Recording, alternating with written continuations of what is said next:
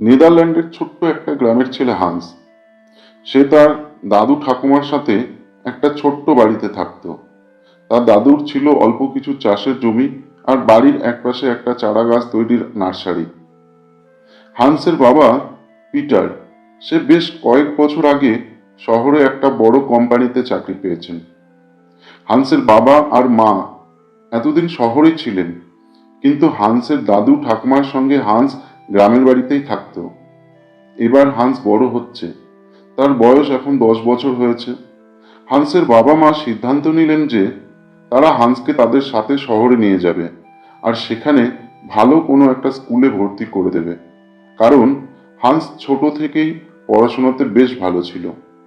এ ব্যাপারে হান্সের ঠাকুমার একটু আপত্তি থাকলেও হান্সের দাদু কিন্তু হান্সের বাবার সাথে একমত ছিলেন। তিনিও চাইতেন হান্স যাতে শহরের কোনো ভালো স্কুলে ভর্তি হয় এবং ভালো করে পড়াশোনা করে একদিন বড় একজন সফল ব্যক্তি হয়। এদিকে হান্সের মনে খুব দুঃখ, দাদু ঠাকুমাকে ছেড়ে শহরে চলে যেতে হবে বলে, কারণ সে তো ছোট থেকেই দাদু ঠাকুমার সাথে গ্রামের বাড়িতে ছিল। দাদুর সাথে জমিতে গিয়েছে, নার্সারিতে গিয়েছে, বন্ধুদের সাথে খেলাধুলা করেছে, গ্রামের স্কুলে পড়াশোনা করেছে। তাহলে আজ হঠাৎ এমন কি হলো যে তাকে শহরে চলে যেতে হবে? কেন, গ্রামের স্কুলে কি পড়াশোনা হয় না? হান্স ঠিক এই প্রশ্নটাই তার বাবা মার কাছে করল। হান্সের বাবা ভাবছেন যে সে ঠিক কি উত্তর দেবে তার ছেলেকে। ঠিক এই সময় হান্সের দাদু পেছন থেকে বলে উঠলেন, দাদু ভাই, আমার কাছে এসো, আমি তোমাকে এই প্রশ্নের উত্তর দেব। হান্স এমনিতেই তার দাদুকে খুব ভালোবাসতো, তাই সে ছুটে গিয়ে তার দাদুকে জড়িয়ে ধরল আর একটু কান্না মিশ্রিত গলায় দাদুকে বলল, বলো না, কেন আমাকে শহরে চলে যেতে হচ্ছে, আর কেনই বা তোমরা আমার সঙ্গে যাবে না? তখন হান্সের দাদু হান্সের মাথায় হাত বোলাতে বোলাতে বললেন, আচ্ছা ঠিক আছে, আমি তোমাকে এই প্রশ্নের উত্তর খুঁজে পেতে সাহায্য করব, কিন্তু তোমাকেও কথা দিতে হবে যে তুমিও এই উত্তর খোঁজার জন্য যা কিছু দরকার সব কিছু করবে। হান্স তখন বলল, আচ্ছা তাই হবে। হান্সের দাদু তখন হান্সকে নিয়ে গেল তার নার্সারিতে এবং সেখানে থেকে দুটো আলাদা আলাদা চারা গাছ হাতে তুলে নিল। একটা ছিল খুব সুন্দর দেখতে, এক ধরনের পাতা বাহার গাছ, যেটাতে ছিল খুব সুন্দর সুন্দর ফুল। আর একটা ছিল খুব সাধারণ একটা গাছ। চারা দুটিকে তুলে নিয়ে হান্সকে দেখিয়ে হান্সের দাদু জিজ্ঞেস করলেন, আচ্ছা দাদু ভাই, এই দুটো চারা গাছের মধ্যে কোন চারা গাছটা তোমার সবচেয়ে বেশি পছন্দ? স্বভাবতই হান্স সেই পাতাবাহার গাছটাকে দেখিয়ে বলল, দাদান, আমার তো এই ফুলওয়ালা পাতাবাহার গাছটাই বেশি পছন্দ। তখন হান্সের দাদু বললেন, ঠিক আছে, তোমার এটা পছন্দ তো, তাহলে এক কাজ করো, তোমার শহরে যাওয়া তো এখনো 1 সপ্তাহ দেরি আছে, তাহলে আমরা একটা খেলা খেলি। তুমি এই গাছটাকে তোমার পছন্দ মতো জায়গায় লাগিয়ে দাও, আর আমি এই অবশিষ্ট গাছটাকে আমার পছন্দ মতন একটা জায়গায় লাগিয়ে দিই। হান্স তখন নার্সারির এক জায়গায় পড়ে থাকা একটা মাটির টব তার হাতে তুলে নিল আর বলল, দাদান, আমি আমার এই ফুলওয়ালা পাতাবাহার গাছটিকে এই টবে লাগাবো আর এটাকে আমার শোবার ঘরের জানলার উপরে রেখে দেব, কারণ আমি দেখেছি বাইরে লাগানো ফুল গাছগুলোকে গরু আর ভেড়াতে খেয়ে ফেলে। তখন তার দাদু মুচকি হাসলেন আর বললেন, আচ্ছা ঠিক আছে দাদু ভাই, তুমি তাই করো, আর আমি আমার চারা গাছটিকে আমার ওই চাষের জমির এক কোণে লাগিয়ে দেবো। এবং তারা তাই করলো। এরপর 1 সপ্তাহ কেটে গেল। হান্স তার বাবা মার সাথে শহরে চলে যাচ্ছে যেদিন, সেদিন সে তার দাদুকে জড়িয়ে ধরে খুব কাঁদল।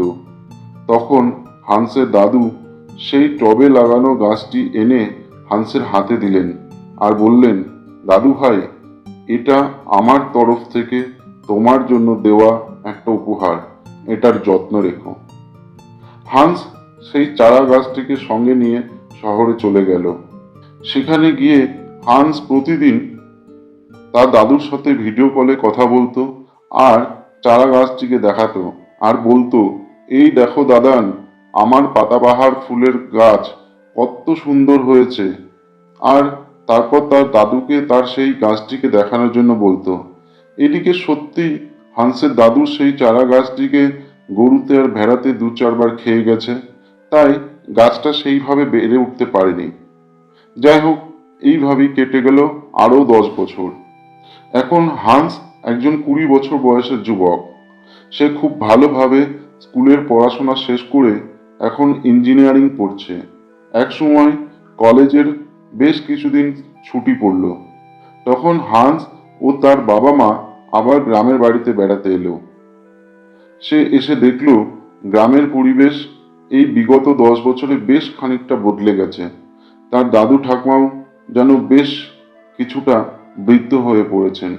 সেদিন রাতে খাবার খেতে খেতে হান্স তার দাদুকে জিজ্ঞেস করলো, আচ্ছা দাদান, আমাকে তো সেদিনের সেই প্রশ্নের উত্তরটা দিলে না, আমাকে কেন শহরে যেতে হলো? তখন হান্সের বাবা মা আর ঠাকুমা বেশ কিছুটা অবাক হলো, কিন্তু হান্সের দাদু মুচকি হেসে বললেন, হ্যাঁ, নিশ্চয়ই উত্তর দেবো, আগামীকাল সকালবেলা। তারপর হান্সের দাদু বললেন, আচ্ছা দাদু ভাই, তোমাকে দেওয়া সেই পাতাবাহার ফুল গাছটি এখন কেমন আছে? তখন হান্স তার মোবাইল থেকে একটা ছবি বের করে তার দাদুকে দেখালো আর বলল, দাদান, গাছটা আর সেইভাবে ফুল হচ্ছিল না, আর তাছাড়া কেমন যেন হয়ে গেছিল লাস্ট 2-3 বছর ধরে, তাই ওটাকে বাইরে বাগানে শিফট করতে হয়েছে। উত্তরে হান্সের দাদু শুধুমাত্র একটু মুচকি হাসলেন। পরের দিন সকালে হান্সের দাদু হান্সকে সাথে করে নিয়ে গেলেন তার চাষের জমিতে, আর সেখানে গিয়ে একটা বড় গাছের নিচে ছায়াতে বসলেন। তারপর হান্সকে বললেন, দাদু ভাই, আমাদের মাথার উপরে যে গাছটা ছায়া দিচ্ছে, এই হলো সেই চারা গাছ। তখন হান্স অবাক হয়ে গেল। হান্সের দাদু বললেন, দাদু ভাই, আমরা সেদিন যে চারা গাছটি বেছে নিয়েছিলাম তারা দুজনেই ছিল খুব সাধারণ, শুধু কেউ একজন একটু সুন্দর দেখতে ছিল বলে তুমি তাকে পছন্দ করলে, আর তাকে তুমি তোমার শোবার ঘরে আবদ্ধ করে রাখলে, আর আমি একে এনে লাগিয়েছিলাম এখানে খোলা আকাশের নিচে। প্রথম থেকে বেড়ে উঠতে এর অনেক কষ্ট হয়েছিল, কারণ গরুতে ভেড়াতে অনেকবার এর ডালপালা খেয়ে গেছে, বেশ কয়েকবার এর মাথা ভেঙে গেছে, বড় বড় ঝড়ে এর ডালপালা অনেকবার ভেঙেছে। কিন্তু যতবারই এরকম হয়েছে ততবারই এই গাছ নতুন করে ডালপালা বিস্তার করে মাথা চারা দিয়ে উঠেছে। আর তোমার সেই গাছ, তুমি তাকে এত আদর যত্ন করলে, কিন্তু সে আজ তোমার বাগানের এক কোনায় পড়ে আছে একটা সাধারণ গাছের মতো। আর দেখো, এই গাছটা ফুলে ফলে আজ অসাধারণ। শুধু তাই নয়, কত পাখিদের আশ্রয়স্থল, কত পথিকের বিশ্রামের জায়গা। দাদু ভাই, আমাদের মানুষের জীবনটাও এরকমই। তুমি যদি সবসময় আদরে আর বাবা মার স্নেহের ছায়ায় পালিত হতে থাকো, তাহলে একদিন তুমি তোমার মহত্বকে হারিয়ে ফেলবে, জীবনে কোনো উন্নতি করতে পারবে না, কারণ তুমি বাইরের বাধাগুলোর সাথে লড়াই করতে সক্ষম হবে না। তাই অল্প স্বল্প প্রতিকূল পরিস্থিতিতেই ভেঙে পড়বে। কিন্তু যদি তুমি তোমার স্বাচ্ছন্দ্যের বাইরে বেরিয়ে জীবনের ছোটখাটো বাধাগুলোর সাথে সংগ্রাম করতে করতে বড় হতে থাকো, আর এই বাধাগুলোকে তুমি তোমার শিক্ষার এক একটা অংশ মনে করো, তাহলে দেখবে তুমিও একদিন এই গাছটার মতোই বিরাট রূপ ধারণ করতে সক্ষম হবে। আর তুমি সেদিন তোমার পরিবারের অন্যান্য সদস্যদের কাছে আশ্রয়দাতা হয়ে উঠতে পারবে, জীবনে একজন সত্যিকারের সফল মানুষ হিসাবে প্রতিষ্ঠিত হতে পারবে। আর তাই আমি সেদিন তোমাকে তোমার বাবা মার সাথে শহরে যেতে বলেছিলাম, কারণ আমিও চাই যে তুমিও একদিন এই বিরাট গাছটার মতোই তোমার পরিবারের আশ্রয়দাতা হয়ে উঠতে পারো, তুমিও একদিন একজন প্রকৃত সফল ব্যক্তি হয়ে উঠতে পারো। বন্ধুরা, এই ছিল আজকের গল্প। এই গল্প শুনে আপনারা কমেন্টে অবশ্যই জানাবেন যে গল্পটি কেমন লাগলো। আর হ্যাঁ, এই গল্পের নীতি কথাটি কি লেখা যেতে পারে সেটাও কমেন্ট করতে ভুলবেন না। আর যদি গল্পটা সত্যি ভালো লাগে তাহলে অবশ্যই একটা লাইক করবেন আর অবশ্যই সাবস্ক্রাইব করে নেবেন, কারণ এই চ্যানেলে এই ধরনের আরও গল্প আসতে চলেছে। ধন্যবাদ।